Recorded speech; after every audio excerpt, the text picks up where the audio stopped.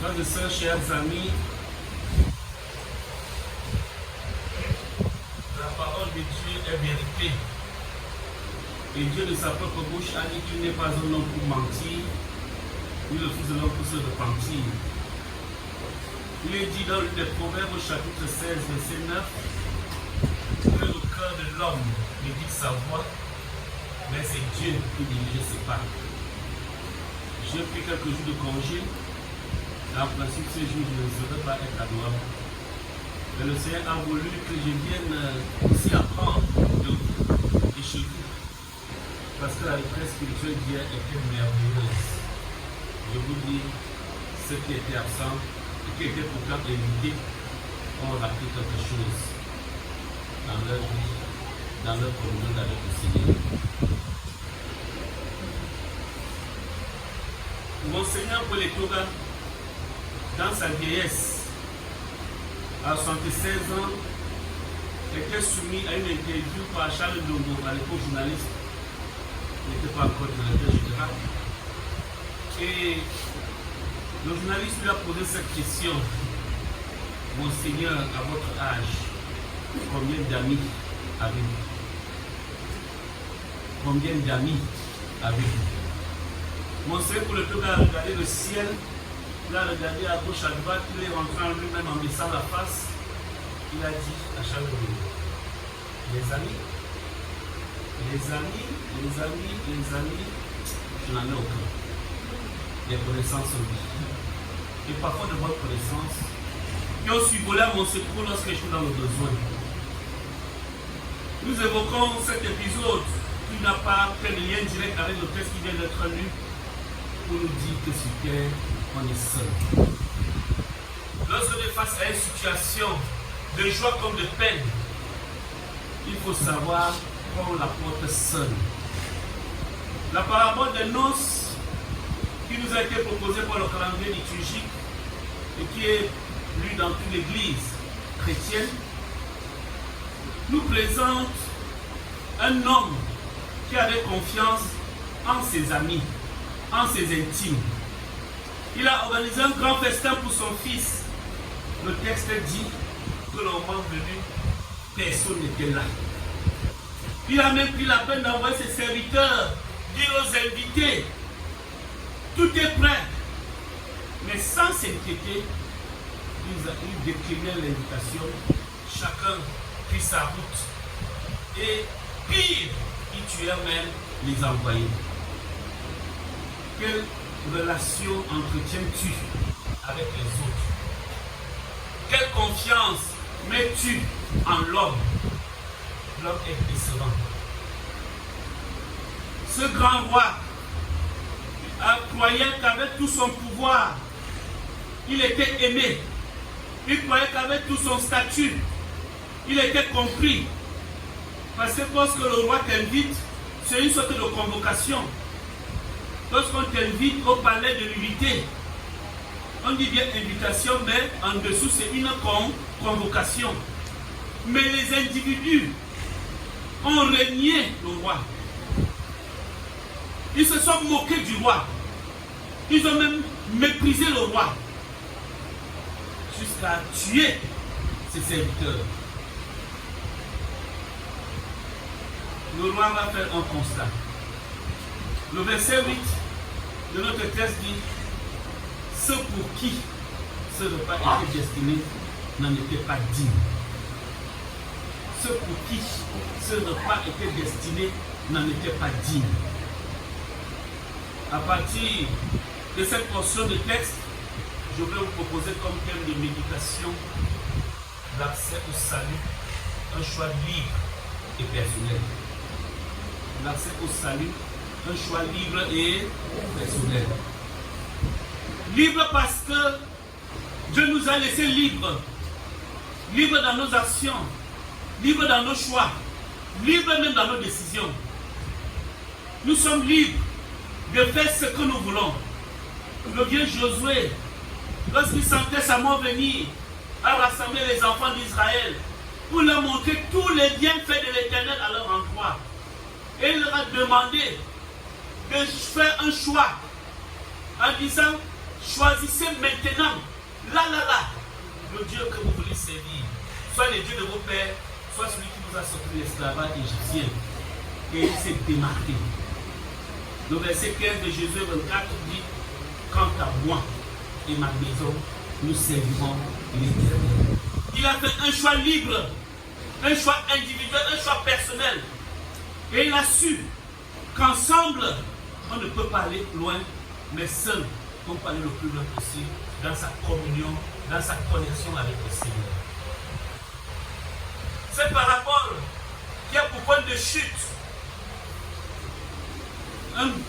deux groupes de personnes, mais avec des quantités différentes. Au verset 14, il est dit qu'il y a beaucoup d'appelés, mais peu d'élus.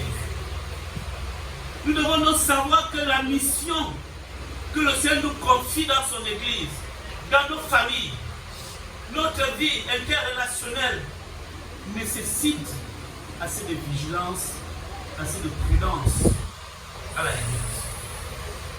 Nous n'avons pas d'amis, sinon parfois des amis intéressés. L'apôtre Paul nous dit dans Romains chapitre 12, verset 9, que l'amour soit sans intérêt. Que l'amour soit sans intérêt. Si ma relation avec le pasteur Mono, c'est que je calcule quelque chose derrière lui, ce n'est pas une amitié. C'est une fausse amitié. Mais si je sais que avec le pasteur Mono, je peux apprendre aussi quelque chose, j'entretiens cette relation. Parce qu'il faut le dire, j'ai beaucoup appris de lui et de vous. Je crois que ce petit congé va me permettre de redéfinir mon ministère. Vous avez beaucoup de choses à apprendre sur Dieu. Peut-être que vous ne le savez pas. Dieu est à Marie pour la grâce. Peut-être que c'est vous-même qui ne le saviez pas. Ou alors vous êtes devenant occulte par conformisme, par plaisir, sans avoir une relation personnelle avec le Seigneur. Parce que cette maison en bois a en son sein une puissance. Une puissance. Et si vous êtes calme, si vous venez ici, comme je le disais hier, en faisant attention à vos pieds, vous allez comprendre Dieu vous parler. Lorsque vous serez dans la désolation, il y aura une voix douce et fine qui vous dira, mon enfant, voici le chemin, marchez-y. Mais si tu veux faire comme si tu étais très fort, très intelligent, tu es capable de, par toi-même, alors Dieu va te laisser t'embrouiller et véritablement t'embrouiller. Ces gens qui avaient été conviés par le roi ont cru qu'ils étaient très forts, mais ils ne savaient pas qu'ils étaient des hommes égarés, des hommes perdus. C'est pour cela que le roi lui-même fait son propre constat. Ceux-là, ils étaient certainement invités. Dieu voulait leur faire confiance et honneur, mais ils n'en étaient pas dignes. Dans la suite, le roi va envoyer ses serviteurs dans les rues, ramasser les hommes. Et le texte précise que la salle fut pleine de bonnes personnes et de méchantes personnes. C'est ça aussi l'image de l'Église. Notre Église n'a pas de saints. Nous sommes là, nous tous, avec nos qualités et nos défauts. Et personne n'a le droit de dire à l'autre, ta place n'est pas ici. Il n'y a que le roi seul qui, en faisant la sélection, peut dire, comme à ses conviés, mon ami, comment es-tu arrivé ici? Seul le maître a le droit d'exclure une communauté forte pour se développer, a besoin d'être solidaire, a besoin d'être uni, chacun acceptant l'autre avec ses faiblesses, chacun faisant l'effort d'écouter l'autre, même s'il est ignorant. Dans l'église sociale camerounaise, j'ai la grâce d'avoir été pasteur modérateur de 19 paroisses de ce consistoire. Donc je peux parler de mon consistoire avec aisance, donc de l'homme. Dans toutes les paroisses, les réalités sont les mêmes. Il y a un phénomène d'exclusion. Quand il arrive qu'il y a des élections, on va dire, celui-là, il ne peut pas. Il a quoi? Il a quelle moyenne? Il a quel niveau intellectuel? Je vais vous prendre un témoin. La présidente du presbytérial Yaoundé, le grand presbytérial Yaoundé, vend le follet et le pain chargé. Normal. Elle n'est rien. Sur le plan matériel, elle n'est rien. Mais Dieu a appliqué les paroles du psaume 113 en la sortant du fumier pour la faire asseoir avec les grands de son royaume. C'est Dieu seul qui connaît la valeur de chacun d'entre nous. C'est Dieu seul qui lit nos cœurs. Et le roi David le disait dans le psaume 139, Éternel, tu me sondes et tu me connais. Parce que c'est Dieu seul qui connaît la profondeur de ta pensée et ce que tu es, comme ce que tu fais, même ce que tu penses. Lorsque le roi a fait la ronde dans la salle de fête, lui s'est constaté qu'il y avait là une personne qui n'avait pas sa place. Les autres invités n'avaient pas le droit de lui dire « Sors !» parce que tu n'es pas un habit de noces.